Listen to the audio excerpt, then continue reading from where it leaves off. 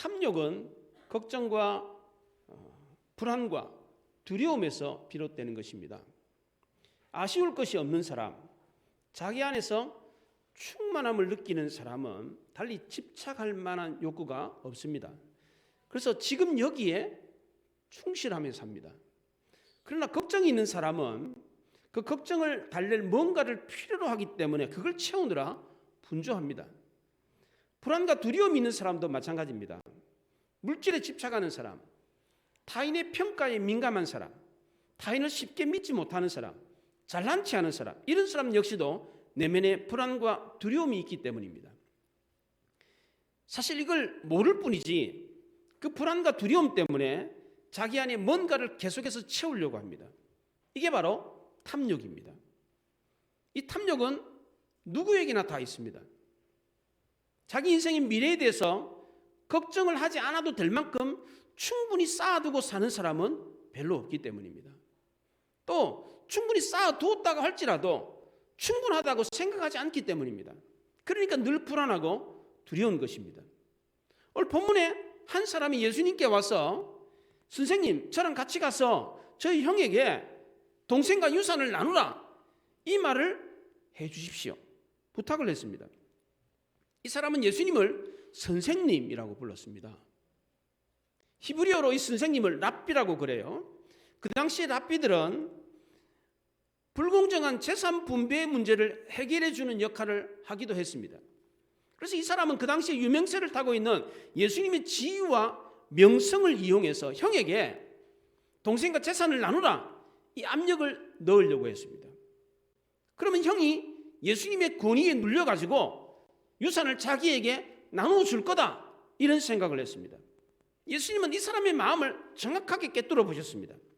이 사람은 예수님의 지위와 명성이 자기에게 어떤 의미가 있는지는 생각하지 않았습니다. 예수님이 왜 그렇게 유명한지, 예수님이 하신 말씀이 왜 그렇게 권세가 있는지, 거기에 대해서는 관심이 없었습니다. 오로지 자기 재산 불리는 데만 관심이 있었습니다. 이걸 아시고 예수님은 누가 나를 너희의 재판장으로 삼았느냐, 누가 나를 물건 나누어 주는 자로 삼았느냐, 거절을 하셨습니다. 예수님이 이렇게 말씀하신 것은 과거에 애굽에서 이스라엘 백성들이 서로 싸울 때에 모세가 중재자 역할을 하려고 했을 때 이스라엘 백성들이 모세에게 한 말입니다. 그가 이르되 누가 너를 우리를 다스리는 자와 재판장으로 삼았느냐? 이걸 떠올리면서 예수님께서 거절하셨어요. 예수님이 이렇게 거절하셨던 이유는 첫째는 이 사람이 영적인 데는 전혀 관심이 없고 오로지 물질에만 관심을 두고 있었기 때문입니다. 둘째는 이런 목적을 갖고 단지 예수님을 이용해 먹으려고만 했기 때문입니다. 오늘날 교회 안에도 이런 사람들이 종종 있습니다. 주변 사람들에게 자기 명성을 높이기 위해서 교회 직분을 받는 사람이 있어요. 목회도 하지 않는데 목사 안수를 받는 사람들이 우리 주변에 종종 있습니다. 제가 아는 여자 전도사님 중에 한 분이 목사 안수를 받았어요. 이분은 어린이집 원장이에요. 목회도 하지 않습니다. 근데 왜 목사 안수를 받았느냐? 자기 친척 언니가 목사 안수를 받아가지고 친척들이 목사님 하는 게 듣기 좋아가지고 자기도 그 얘기 듣고 싶어서 목사 안수를 받았다는 거예요.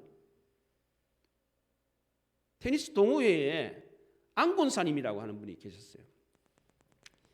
자기 남편이 교회에서 안수집사 임직을 했는데 임직한 그 다음 주부터 교회를 안 나간대요. 그래서 제가 시험 들어서 교회를 안 나가시나 궁금해서 물었어요. 그랬더니 제 남편은 안수집사 되는 게 목표였는데 목표를 달성했기 때문에 그래서 교회 안 나간다고 그래요.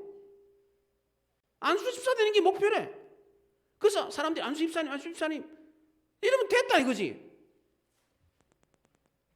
자녀들 결혼시킬 때에 어머니는 권사고 아버지는 장로라 그러면 신뢰감을 줄 수 있기 때문에 그래서 권사 되려고 장로 되려고 하는 사람이 있습니다.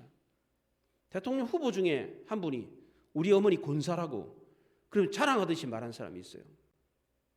이게 다 뭡니까? 자기 탐욕을 위해서 예수님을 이용해 먹는 겁니다. 오늘 본문에 이 사람도 그랬습니다. 예수님이 자기에게 어떤 존재인지, 예수님이 왜 그렇게 유명한지, 내가 예수님을 위해서 뭘 해야 되는지에 대해서는 전혀 관심이 없고 오로지 자기 욕심 챙기는 데만 관심이 있었습니다. 이걸 아시고 예수님은 그 사람의 요구를 거절하고 아주 호되게 나무라는 말씀을 하셨어요. 15절에 그에게 이르시되 삼가 모든 탐심을 물리치라. 사람의 생명이 그 소유에 넉넉한 데 있지 아니하니라. 그에게 이르시되 그 사람에게 직접 대놓고 말했어요. 삼가 탐심을 물리치라. 사람의 생명이 그 소유에 넉넉한 데 있지 않다. 예수님은 그 사람의 마음에 탐심이 있다는 것을 지적하셨습니다. 너가 왜 형에게 유산 나누라고 하는 말을 나에게 시키는지 아느냐? 너 마음 안에 탐심이 있기 때문입니다. 너는 지금 필요 이상으로 더 달라고 하는 거야. 전국을 찌르는 말씀이었습니다. 여기 넉넉하다라는 말은 필요한 것보다 더 많다는 겁니다. 이 사람은 형에게 유산을 더 안 받아도 이미 충분히 많은 사람입니다. 그런데 더 이상 그 필요를 더 달라고 합니다. 더 갖기를 원합니다. 이게 바로 탐심입니다. 탐심은 우상숭배이고 돈을 사랑하면 일만하게 뿌리가 되고 탐내는 사람은 미혹을 받아서 마음 믿음에서 떠나고 자기 근심으로 자기를 찌르게 된다고 했습니다.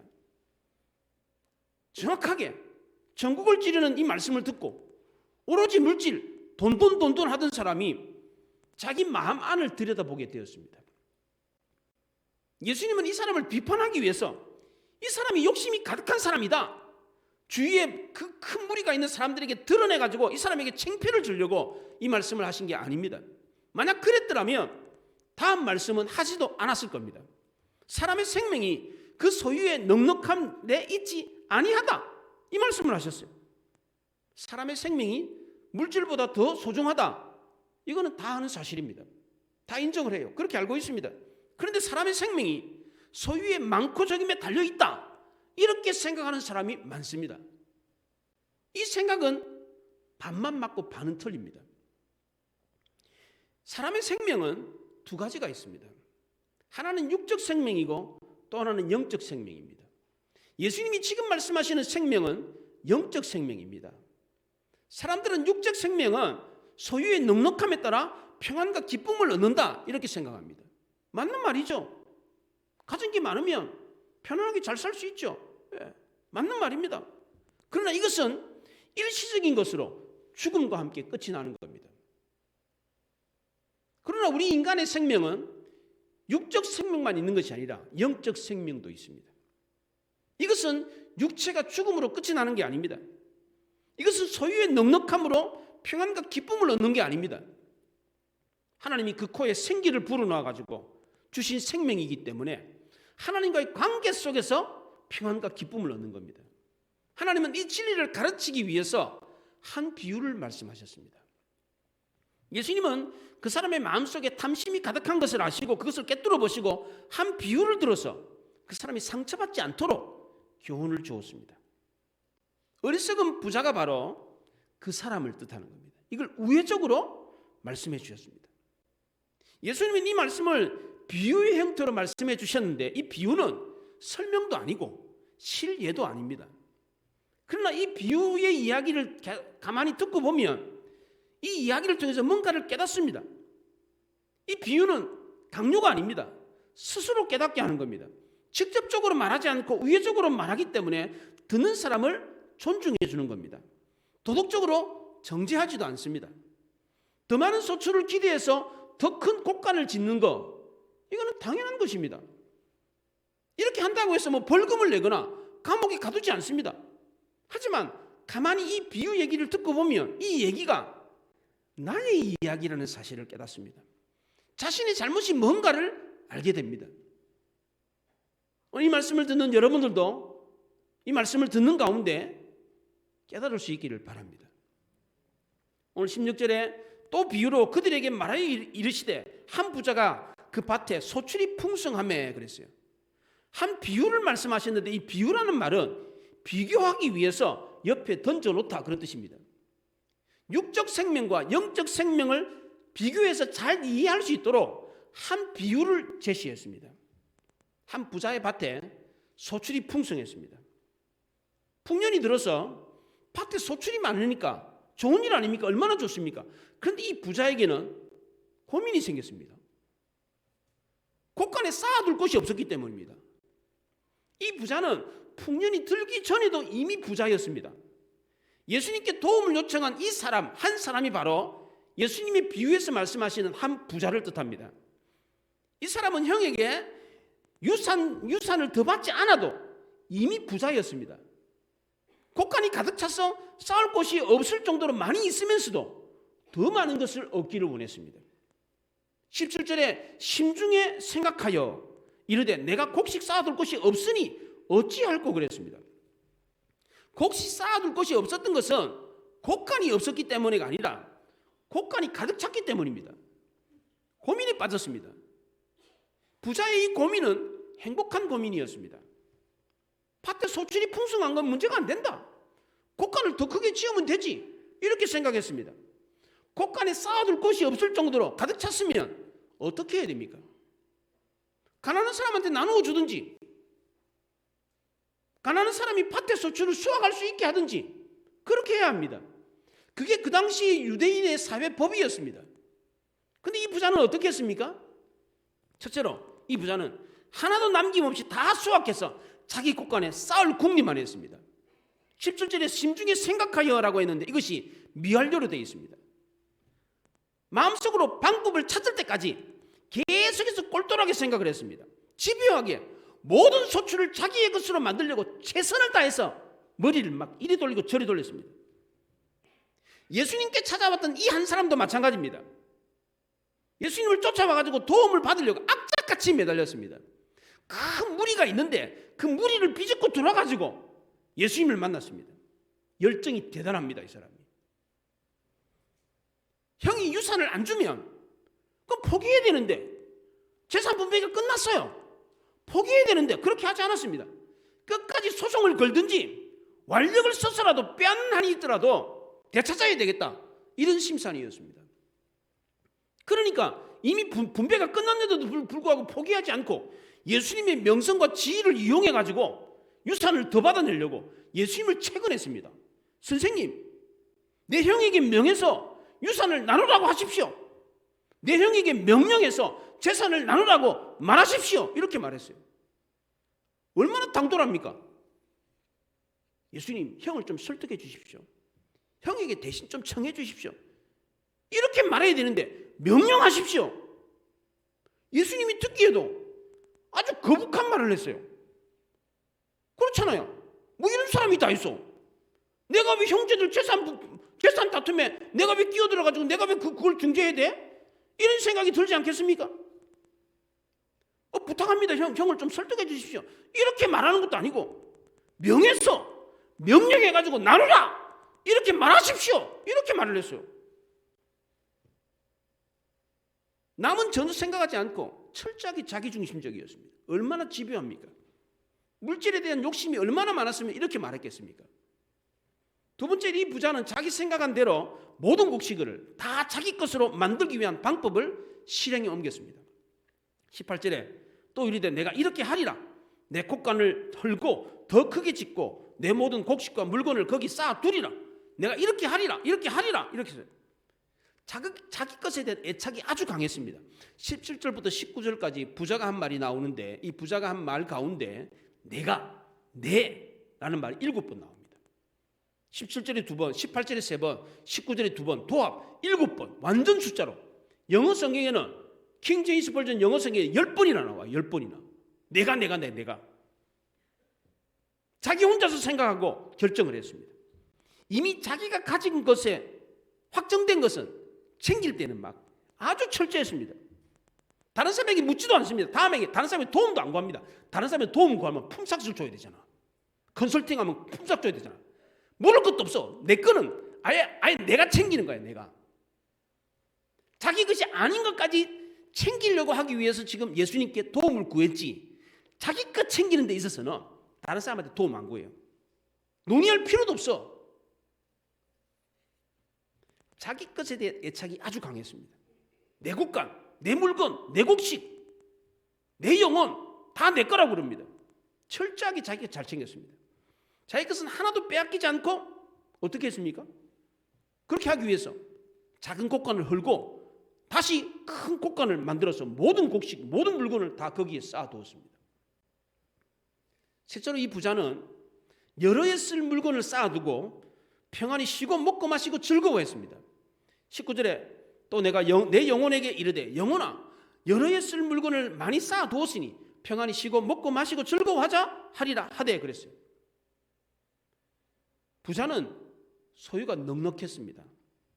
형의 유산을 안 받아도 충분했습니다. 그런데도 예수님의 힘을 빌려서라도 형이 갖고 있는 유산마저도 더 받으려고 그랬어요. 게다가 이 부자는 곳간에 여러 해 쓸 물건이 있었습니다. 여러 해 물건을 쌓아두었습니다. 곳간의 물건은 하나만 있어도 충분합니다. 왜 그렇습니까? 그 다음에 또 소출이 생기기 때문입니다. 그런데 이 부자는 한 해가 아니라 여러 해 쓸 물건을 많이 쌓아두었습니다. 밭의 소출은 여러 해 쓸 수 있는 게 아닙니다. 부자니까 이 사람이 쌀을 먹었으면 어떤 쌀을 먹겠습니까? 묵은 쌀을 먹겠습니까? 그의 생산한 쌀을 먹겠습니까? 예? 그의 생산한 쌀을 먹죠. 제일 맛있으니까. 그러면 곳간에 여러 해 쓸 물건을 소출을 쌓아놨는데 그의 생산한 거 먹으면 부자가 아무리 많이 먹는들 그거 다 먹겠습니까? 다 먹지도 못하죠. 그렇잖아요. 그럼 그 전에 생산한 소출은 어떻게 됩니까? 묵은 쌀이 되잖아요. 여러 해가 지나면 그 묵은 쌀들은 어떻게 됩니까? 더 오래된 쌀이 되는 겁니다. 물론 그 묵은 쌀을 바깥에 팔아가지고 돈으로 바꿔가지고 곳간에다가 쌓아둘 수도 있겠죠. 그렇게 되면 재물은 계속해서 느는 겁니다. 이 사람 그렇잖아요. 이게 바로 돈을 버는 자본주의 원리입니다. 부자는 더 부자가 되고 가난한 사람은 더 가난해지는 것. 이게 바로 자본주의 원리입니다. 동시에 이것은 자본주의의 문제입니다. 이 문제를 해결할 방법은 분배와 나눔입니다. 그런데 문제는 올보문이 부자처럼 스스로 분배하고 나누려고 하지 않는다는 겁니다. 그래서 국가나 정부가 강제로 개입을 하는 것입니다. 그런데 이게 생각보다 쉽지가 않습니다. 분배에 치중을 하게 되면 생산이 떨어집니다. 부자는 부자대로 더 이상 투자를 하려고 하지 않습니다. 가난한 사람들은 분배를 받기 때문에 일을 안 해도 먹고 살 수 있기 때문에 생산에 참여하지 않으려고 합니다.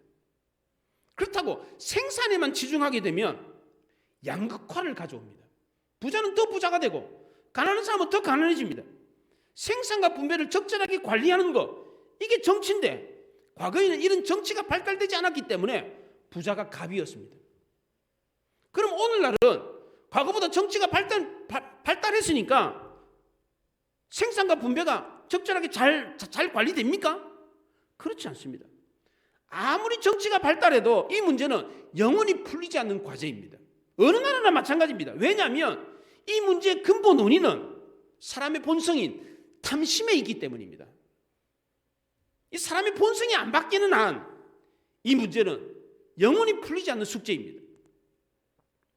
이 부자는 소유의 넉넉함으로 자기의 생명을 보존하려고 했습니다. 소유가 넉넉하면 평안히 먹고 마시고 즐길 수 있다, 이렇게 생각했습니다. 평안히 쉬고 먹고 마시고 즐긴다, 이건 한 단어입니다. 한 단어. 관용구예요. 노세 젊어서 노세. 딱 붙었잖아요. 그냥 붙어서 쓰는 말. 이게 그 당시에 붙어서 쓰는 말이에요. 쉬고 먹고 마시고 즐기자. 이게 딱 한 단어예요. 그냥 이게 우리의 본성입니다. 이게 미래가 불안하고 걱정이 되니까 많이 쌓아두려고 합니다. 앞으로 어떻게 될지 모른다, 이런 두려움 때문에 물질을 많이 쌓아두려고 합니다. 이것은 믿음 없는 사람의 전형적인 모습입니다. 세상 사람들이 다 그렇게 살아요. 이처럼 믿음 대신에 미래에 대한 두려움을 갖고 사는 사람들에 대해서 예수님은 어떻게 하셨습니까? 오늘 본문 다음 절 22절부터 예수님은 뭘 먹을까, 뭘 입을까 염려하지 마라. 까마귀를 봐라. 뭐 집이 있는 것도 아니고 창고가 있는 것도 아니다. 근데 잘 살잖아. 들의 백합화를 봐라. 길쌈도 하지 않고 짜지도 않는데 저렇게 솔로몬의 입은 옷보다 더 낫지 않느냐. 걱정하지 마라. 그 말씀을 하셨어요. 하나님이 이렇게 먹이고 입히고 재우신다는 것을 알지 못하니까 불안하고 걱정이 되고 두려움에 쌓이는 것입니다. 이런 문제를 자기 스스로의 힘으로 해결하려고 바둥바둥거리는 이런 사람들을 예수님은 뭐라고 말씀하셨습니까? 20절에 그럽니다. 하나님은 이르시되 어리석은 자여 오늘 밤에 내 영혼을 도로 찾으리니 그러면 내 준비한 것이 누구의 것이 되겠느냐? 예수님이 부자에게 어리석은 자라고 그랬습니다. 이 말씀에 정신이 번쩍 들었습니다. 오늘 밤에 내 영혼을 찾을 건데 그러면 너가 준비한 거 그거 다 누구 거 되겠냐? 부자는 소유가 넉넉하면 내 생명은 안전하다, 행복할 거다 이렇게 생각했습니다. 이 생각이 잘못됐다는 것을 지적하기 위해서 예수님이 오늘 밤에 내 영혼을 도로 찾을 거다. 그러면 네가 준비한 거 누구 거 되겠냐? 그렇게 물었습니다. 예수님이 이 사람을 보고 어리석은 사람이라고 했는데 이 사람이 왜 어리석은 사람입니까? 남들 잘 때 잠도 안 자고 들에 나가서 열심히 농사를 지어서 어떻게 하면 수확을 더 많이 거둘까? 남들은 휴가 가고 놀러 갈 때에 이 사람은 손에 쟁기를 들고 열심히 일을 했습니다. 올해 수확이 많을 걸 예상해가지고 곡간을 더 크게 지었습니다. 예상대로 수확이 늘었습니다. 성견 지명이 있습니다. 성공한 사람입니다. 출세한 사람입니다. 꿈을 이루었습니다. 기업을 성공적으로 이끈 사람입니다. 박수 갈채를 받아야 될 사람입니다. 그런데 왜 예수님은 이 사람에게 어리석은 사람이라고 합니까? 첫째로 이 사람이 어리석었던 이유는 수단과 목적을 혼돈하고 육신의 만족이 영혼의 만족을 가져다 주는 걸로 착각했기 때문입니다. 부자는 풍성한 소출을 쌓기 위해서 더 큰 곡간을 만들었습니다. 수확한 곡식이 많아서 곡간을 더 크게 짓는 거 당연한 것 아닙니까? 돈을 벌어가지고 집에 돈을 쌓았어요. 보관하고 돈을 보관하고 운영하는 거 너무나도 당연한 거 아닙니까? 돈이 생겼으면 은행에 맡겨야지. 이자가 높은데 맡겨야지. 당연한 것 아닙니까? 그런데 돈 버는 것이 인생의 목적입니까? 돈 벌고 그 돈 모아가지고 운영하는 것은 수단이지 목적이 아닙니다. 사람들은 흔히들 이 수단과 목적을 혼돈하는 경우가 많습니다. 사람들은 사람을 수단으로 대하지 말고 목적으로 대하라. 임마누엘 칸트의 말이 생각이 납니다. 이 말은 자신을 위해 필요하기 때문에 사람을 이용하지 말고 그 사람의 입장에서 그를 대하라 그런 뜻입니다. 나의 필요를 위해서 남을 수단으로 이용해 먹으면 그 사람과 인간관계는 오래가지 못합니다. 부자는 예수님을 이용해 먹으려고 수단으로 생각했지 목적으로 생각하지 않았습니다. 또한 부자는 육신의 만족이 영혼의 만족을 가져다 줄 것이라고 착각을 했습니다. 물질을 많이 모아두고 한다는 말이 뭐라 그럽니까? 내 육신아 이렇게 부르지 않고 내 영혼아 이렇게 불렀습니다. 물질을 쓰는 것은 육신인데 이 물질을 마치 영혼이 쓰는 것처럼 내 영혼아 먹고 마시고 즐기자 그렇게 말을 했습니다. 영혼은 먹고 마시고 즐기는 것을 만족하지 않습니다. 영혼은 영의 양식을 먹어야 삽니다. 마태복음 4장에 사람이 떡으로만 살 것이 아니요 하나님의 입에서 나오는 모든 말씀으로 살 것이라 그렇게 말을 했습니다. 사람은 입에서 나오는 영의 양식인 하나님의 입에서 나오는 영의 양식인 말씀을 먹고 사는 겁니다. 이 부자는 먹고 마시고 배부르면 영혼이 만족할 거다라고 생각했습니다. 이건 부자의 착각이었습니다. 이런 착각은 이 어리석은 부자만 하는 게 아닙니다. 오늘날 많은 사람들이 이런 착각을 하고 있습니다. 인생을 먹고 마시는 것만 생각하는 먹고 마시고 즐기면 다 되는 걸로 생각합니다. 하나님 이런 사람에게 뭐라 그랬어요? 어리석다 그랬습니다. 두 번째로 이 사람이 어리석었던 이유는 인생의 덧없음을 모르고 죽음 이유를 준비하지 못했기 때문입니다. 물질만 생각하고 하나님을 생각하지 않았기 때문에 생명을 주신 하나님이 그 생명을 다시 되찾을 거다 이런 생각을 하지 못했습니다. 어리석은 자여 오늘 밤에 내 영혼을 도로 찾으리니 그러면 내 준비한 것이 누구시 되겠느냐? 이 예수님의 말씀에 저항할 수 있는 사람이 있습니까? 하나님 저는 못 내놓습니다. 제 목숨 제 겁니다. 내 물질도 내 국간도 내 물건도 다 내 겁니다. 하나님이 뭔데 나보고 내놓으라 그럽니까? 절대 못 내놓습니다. 이렇게 말할 수 있는 사람이 있습니까? 하나님의 부르심에 대해서 한가할 수 있는 사람은 단 한 사람도 없습니다. 착각하면 안 됩니다. 이 부자는 시대를 내다보는 안목이 있었습니다. 성견 지명이 있어서 올해 소출이 풍성할 거다. 그러니까 더 큰 곳간을 지어야 된다. 이런 생각을 했습니다. 근데 이 사람은 이것보다 더 중요한 자기 영혼을 하나님께 돌려드릴 준비를 하지 못했어요. 시대를 내다보는 안목은 있었는데 자기 영혼을 하나님께 돌려줄 준비를 못했습니다. 하나님이 돌려달라라고 했을 때 아무런 대답을 못했습니다. 죽음 이후를 준비하지 못하는 사람은 우리도 어리석은 사람이 될 수밖에 없습니다. 마지막 세 번째로 이 사람이 어리석었던 이유는 이기적으로 자기 삶의 즐거움에만 몰두했기 때문입니다. 17절부터 19절까지 부자가 하는 말 속에서 내가라는 말을 7번이나 하면서 자기 집착에 빠져 있었습니다. 자기 것은 철저하게 챙기면서 남은 조금 더 챙기질 않았습니다. 자기만 잘 먹고 잘 살면 그만이다 이렇게 생각했습니다. 그래서 넉넉한데도 더 쌓아두려고 했습니다. 쌓기만 하면 행복합니까? 이 사람은 철저하게 자기중심적이었습니다. 곡식도 내 거, 물건도 내 거, 곡간도 내 거, 다 내 거예요. 심지어 영혼도 내 영혼이라고 합니다. 과연 그렇습니까? 영혼이 그 사람 영혼입니까? 20절에 어리석은 자여 오늘 밤에 내 영혼을 도로 찾으리니 그랬어요. 내 심장을 뛰게 하고 내 피를 돌게 하고 내 생명을 주신 하나님이 내게 명하노니 내 영혼을 돌려달라. 도로 찾으리니 그래. 도로 찾는다는 말이 뭐예요? 본래 내 건데 너한테 줬다. 그거 다시 돌려줘. 이렇게 말한 겁니다. 영혼이 누구 거예요? 그 사람 게 아니에요. 하나님 거라는 겁니다.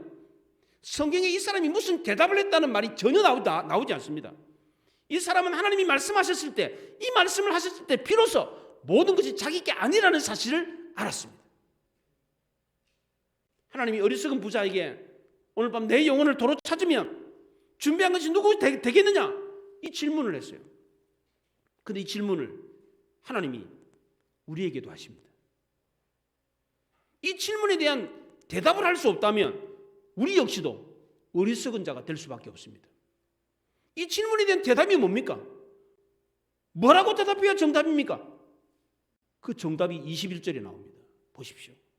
자기를 위하여 재물을 쌓아두고 하나님께 대하여 부요하지 못한 자가 이와 같으니라. 뭐라고 대답해야 됩니까? 하나님, 저는 저를 위해서 재물을 쌓아두지 않았습니다. 하나님과 이웃을 위해서 재물을 쌓고 살았습니다. 그래야 하나님께 대해서 부유한 자입니다. 이렇게 대답할 수 있어야 됩니다. 이 대답이 올바른 대답입니다. 이렇게 살 수 있는 방법이 뭡니까? 하나님이 우리에게 주신 계명을 잘 지키는 겁니다. 그 계명이 뭡니까? 십계명입니다. 십계명은 하나님을 사랑하고 이웃을 사랑하는 것입니다. 이 십계명의 첫 번째 계명과 마지막 10번째 계명은 서로 병치를 이루고 있습니다. 첫 번째 계명이 뭡니까? 나 외에는 다른 신 섬기지 마라. 마지막 계명은 뭡니까? 10원짜리 하나 남의 거 탐내지 마라. 십계명 한번 해볼까요, 여러분들? 제1, 나 외에는 다른 신 섬기지 마라. 2, 뿔 2개 있잖아요. 우상 숭배하지 마라. 3, 이름이 석자잖아. 내 이름을 망령되 일끄지 마라. 4, 죽으나사나 안식일 지키라. 5, 오장육부 주신 부모를 공경하라. 6신 살인하지 마라. 7, 칠보단장한 여인 간음하지 마라. 8, 두 팔로 도둑질하지 마라. 9, 구구절절히 거짓 증거하지 마라. 10, 10원짜리 하나 남의 거 탐내지 마라. 이게 십계명이에요. 이 십계명의 첫 번째 계명과 10번째 계명이 서로 병치를 이루고 있습니다.